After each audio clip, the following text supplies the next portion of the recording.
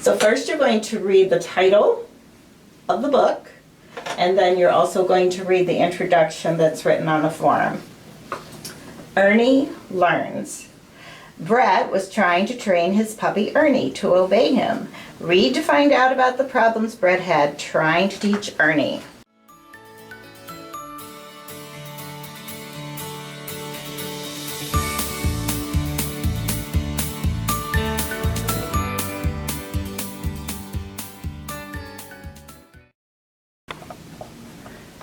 Brett patted his pew puppy on the head, saying, "Today's the big day, Ernest.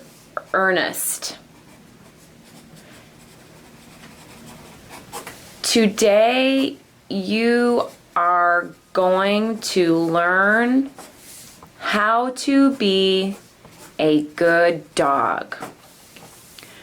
Ernest gave a happy bark. "Okay, let's get started," Brett said. He searched his memory for the instructions.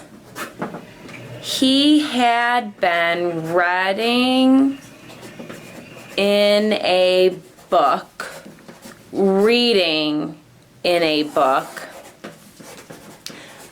about dog training. He recalled two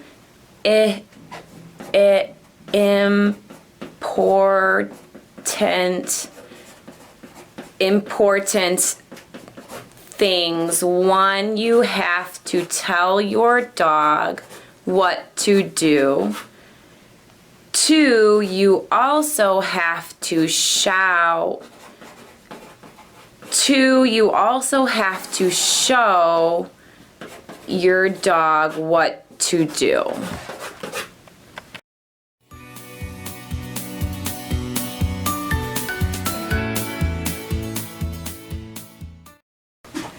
So in this running record, I recorded ticks for every correct word read, but you don't need to do that since you have the text there. You could just leave it blank and that might be easier.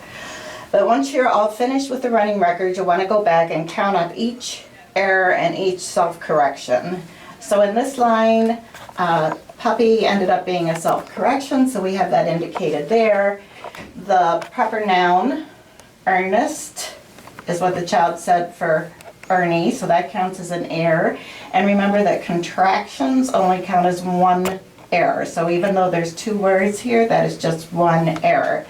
Remember also that regardless of how many errors there are on a line, you want to get in the habit of recording each one as one error. You don't want to indicate it as two, because later in the future when you're analyzing it, you're going to be analyzing each error and then you won't have to go back and break it out again. So for this line where the reader substituted Ernest a second time, that is not going to count as an error because proper nouns only get counted one time. This particular phrase was read with a lot of expression, so a way that you can indicate that is EXP. Again, that might be something that you want to add in the future. If you can capture it now, it will certainly be helpful for next year's teacher to know that. This word searched, if you notice, the phonemes are not separated. When they said the word searched, everything was connected. It was read as searched. So that is not an error because everything was still connected as they decoded it. When we move on to this page, in this line, the child first said reading until they got to the end of this phrase. Then they went back and repeated to that word and self-corrected at that point of error. So again, you want to make sure that you are indicating those lines where there's any rereading, because that is a helpful strategy if there is self-correction that occurs during that process. So that's indicated as a self-correction out here. Again, when we get to important, the phonemes were separated, or the chunks were separated. So when they were decoding this one, they said important, but then at the end of that, they said important. So that does not count as an error. Now, if on the other hand, the child had just read important and gone on, then that would be an error because they never put it all together and each part was segmented. When we get down to this line, initially the reader said shall instead of show. Again, reread back to the beginning of that sentence. Again, a very effective strategy because they're gathering up the meaning as they go. And because they did that, they were able to self-correct, and that's indicated here. So if we look at counting up the errors and self-corrections, we noticed on the first page there were 2 errors and one self-correction here. And then on the next page there were 0 errors and 2 self-corrections. So that was a total of 2 errors and 3 self-corrections. So again, remember that in order to calculate the self-correction, you add together the total number of errors, the total number of self-corrections, and then you divide that by the number of self-corrections. So in this particular case, the self-correction rate or ratio was 1 to 2.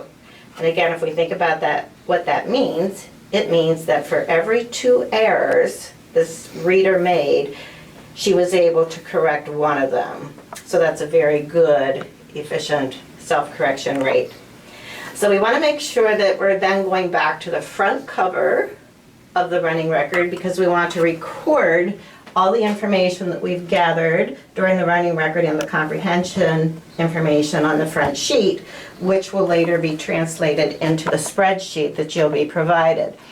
Now, for the end of the year purposes, this year we are not going to be evaluating writing, and we're not going to evaluate fluency.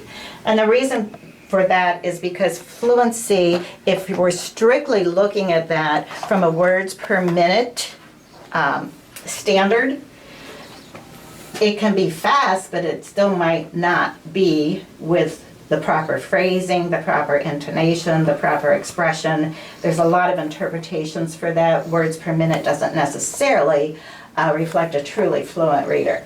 So for the purposes this year, at the end of the year, what you're going to be entering into the spreadsheet is the information that's right here. Accuracy, self-correction rate, and comprehension.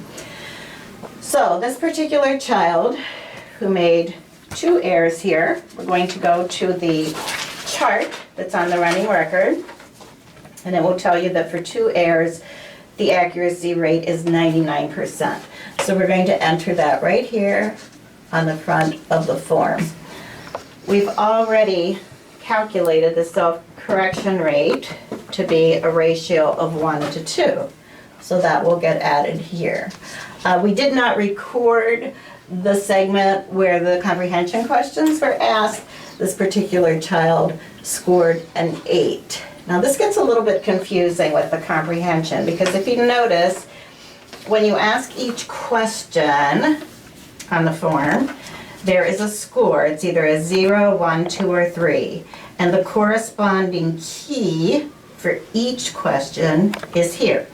It tells you if there's excellent understanding of the text for this particular question, the child will get a 3, and so on. Notice that there are no percentages. This is only a 0 through 3 scale for each question. The number that you're going to record here on the front of the chart comes from the guide to total score. So you're going to have to add up the numbers that you got here to make the total score. So rather than recording a 1, 2, or 3 here, or a 0, 1, 2, or 3, you're going to calculate the total score. And remember that they do usually give you an opportunity to add 1 point for any additional understandings. So this particular child, when we added up their score, they had a total of 8. So we're going to be adding that to the front.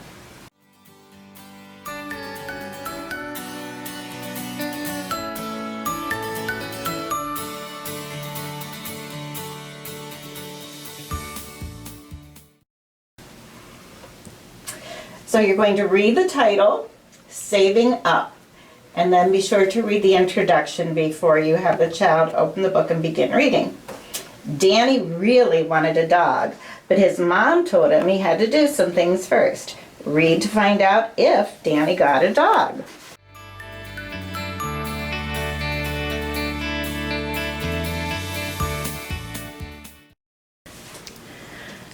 I really wanted to get a dog, but my mom said I wasn't, I don't know that word, Responsible. enough to take care of a pet. I'm very responsible, I said.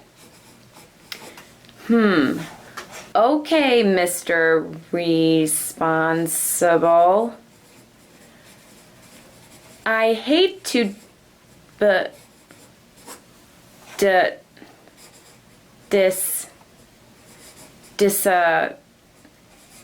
disagree with you, Danny.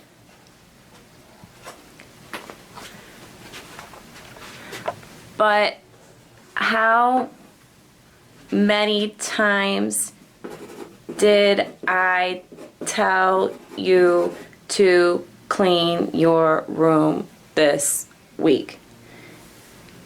But how many times did I tell you to clean your room this week?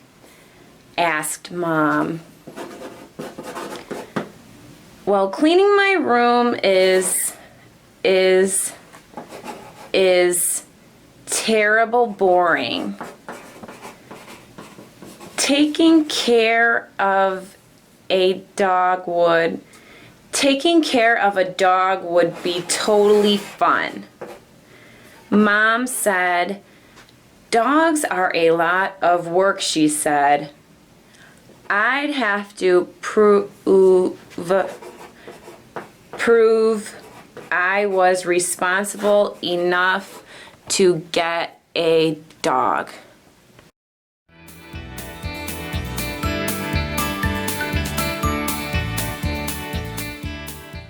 Okay, so this is our second example of a running record, and this time, unlike the first example, I did not use a tick mark above any word read correctly, and this may be the easiest way for you to do the running records because you already have the text printed there. The ticks are really important when you don't have the printed text, but since you do, you can just try to capture anything different than the printed text. So the first error was that this second really was omitted. Again, with omissions, we're just making a hyphen above the word, and it counts as one error. Here, the word my was inserted, and then over here, when the reader came to responsible, she said she didn't know that word, so that was an appeal, and I told her what it was. So we have two errors in this line, here and here. Again, we don't want to write the numeral 2 here, we want to separate it out because later, if in the future there's an analysis of these errors, it's important to analyze each one. On this line, the reader separated the different parts of the word, responsible. And since the reader never put it together, that does count as an error, even though the individual parts of the word were read correctly. When we get down to this line, the reader did stretch the whole word out, responsible, so that does not count as an error since everything was connected. On this line, there were multiple attempts for one word. The reader first said b, then d, then dis, then dissa, and finally a self-correction for disagree. So that's one self-correction. So on this first page, we had a total of 4 errors and 1 self-correction. Moving on to the next page, the reader first time it was read, which is why I have this indicated with a 1 over here, this whole part was read very word by word. But how many times, for example? Then when the reader got here, she went back and read it fluently and with expression the second time, which is why I noted the expression and the 2 with the second time through.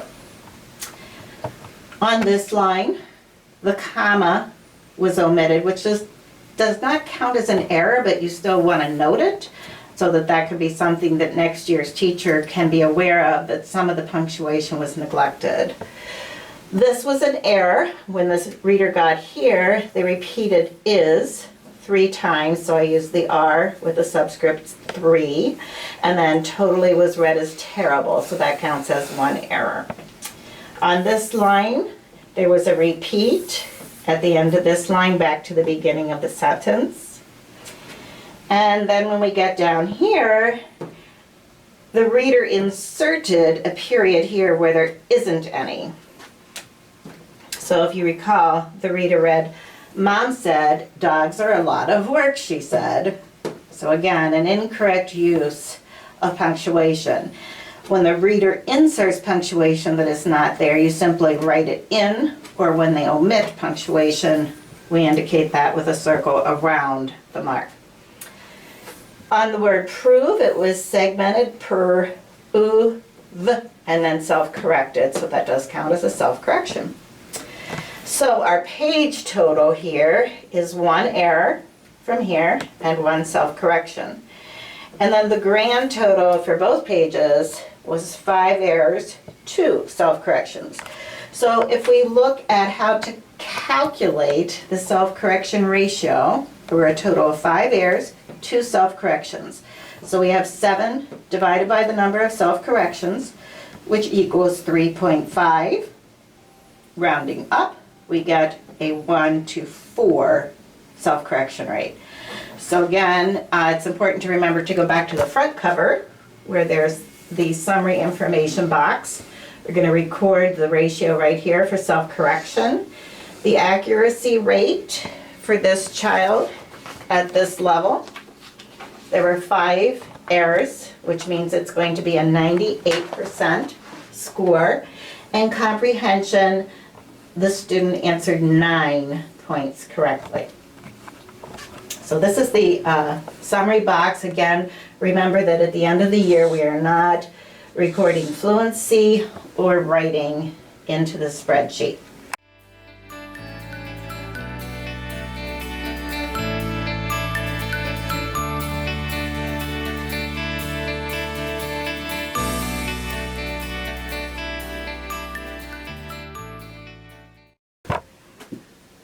Okay, so we're just going to go over some reminders for when you're coding your running records. This first part kind of talks about when a child omits a word or might make a partial attempt at a word. So for instance, if there's no attempt, the child just skips it, you would put a hyphen over that word. So if they were reading and they didn't say house, you just mark it with a hyphen. If there was an appeal, so say for instance the child comes to this word and says, "I don't know how to say that word," or "I don't know how to sound it out," then you would mark it with an A for appeal, and then you would tell the child the word. So you would say house, and then you'd mark it with a T because you told the child the answer.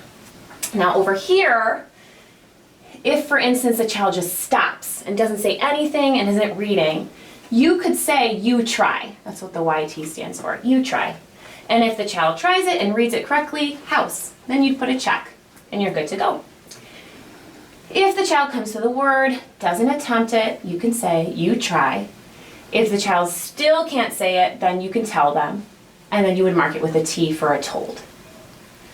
Here, if it's a partial attempt, so for instance, if the child said huh, huh, oh, then you would just mark the sounds that you hear over the word. So I heard an H sound, and then an O. If it's a partial attempt with an appeal, so they try that again, huh, huh, oh, and then they say, "I don't know how to say that word," and you can tell them house and mark it with a T for told. In this section, they would all count as errors except for this one. If you tell them you try, and then they say it correctly, you just mark it with a check mark, and that would not count as an error, but everything else would. On this bottom section, where it talks about decoding words, If the child sounds it out with separate phonemes, so really sounding out the parts of the word, for this word, for example, concentrate, if they said concentrate, you would mark it out just like that, breaking it down into the parts that they were saying, or those phonemes.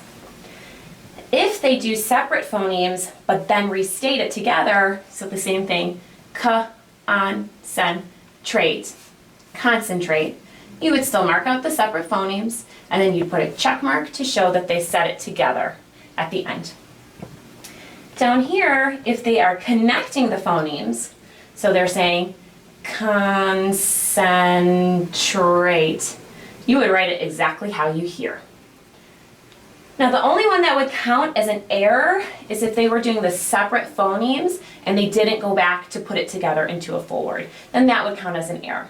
But these two would not, because in this case the child went back to make it a complete word, and in here they were just connecting the phonemes to sound it out. Okay, in this section we're going to talk about repeated words or phrases. So for example, if a student came to this word jump and then repeated it, you would mark the R. But if the student said jump, jump, jump, you would mark it R3, just to show that that word was repeated 3 times.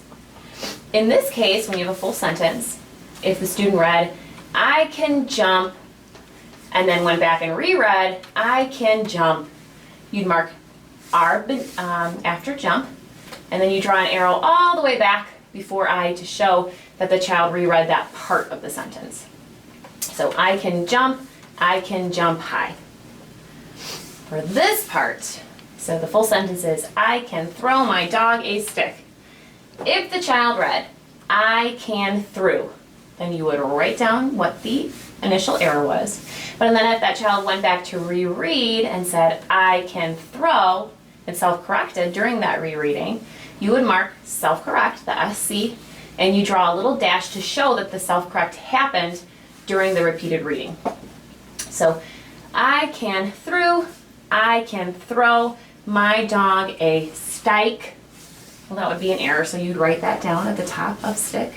If they went back and reread that whole thing, I can throw my dog a stick, you do the same. You'd mark it with an R, you draw the arrow to show what the rereading was, and then you'd mark an SC here to show that the self-correction of stick happened during that full rereading. All right, the next section is about proper nouns. So the key with proper nouns is they only count as 1 error. So for instance, in this example, Rose is my friend, I like Rose. If the child said, Rosie is my friend, I like Rosie, Rosie and I go to the park. Well, they did say Rosie for Rose 3 times, but because it's a proper noun, it only counts as 1 error. Now you're still going to want to write that at the top just so that you can see what the child was saying, but again, it only counts as 1 error. All right, in this section, for adding or neglecting punctuation, if for instance a child inserts a punctuation mark, so put your glasses on at school, then you would just go ahead and mark that period in this case there. If the child omits a punctuation mark, so put your glasses on at school, said mom, Anna and her mom, then you would circle it to show that the child did not use the punctuation mark and therefore it was omitted. All right, this section is going to talk a little bit about contractions. Now the key with contractions is that they only count as 1 error. So for instance, if the text says I am, but the child reads it I'm, then you would go ahead and mark I'm on top of the I, put a dash over am, since they didn't say that, they just made this into a contraction, but that only counts as 1 error. Same thing over here, if the word in the text was your, with an apostrophe RE, but the child read that you are, you just mark that at the top, and again, it only counts as 1 error. For the next 2 sections, these are going to really relate more to the future as we continue on with our running records. But this part talks a little bit about phrasing. So for instance, if you have a really fluent reader and you want to kind of make notes for next year's teacher as to what their phrasing looks like, here's one way that you could do that using phrasing marks. So for instance, if the child read, yes, these are great glasses, or yes, these are great glasses, then you could just draw these little marks above to show how they're chunking the phrases. And then this could help the teacher for next year. On the bottom, it talks about expression. So anytime that the child reads expressively, you can mark it with an EXP. So, I don't need glasses. Well, in that case, the whole sentence was read with expression, but particularly the word don't was stressed, so you could mark that with an EXP too. All right, this section is talking about how we determine the self-correction ratio. So we have some different examples here because this part can be a little tricky. So, for instance, you always want to take the number of errors, add that to the number of self-corrections, and then divide that total number by the number of self-corrections. So here's an example. If when the child was reading, he had 20 errors and 5 self-corrections, you would go ahead and add those two numbers together to get 25. You divide 25 by the number of self-corrections, which was 5. 25 divided by 5 would come out to a ratio of 1 to 5. And basically that just means for every 5 errors, the child corrected one of those errors.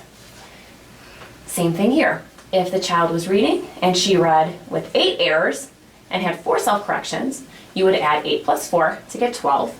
You divide that number by the self-corrections, which is 4.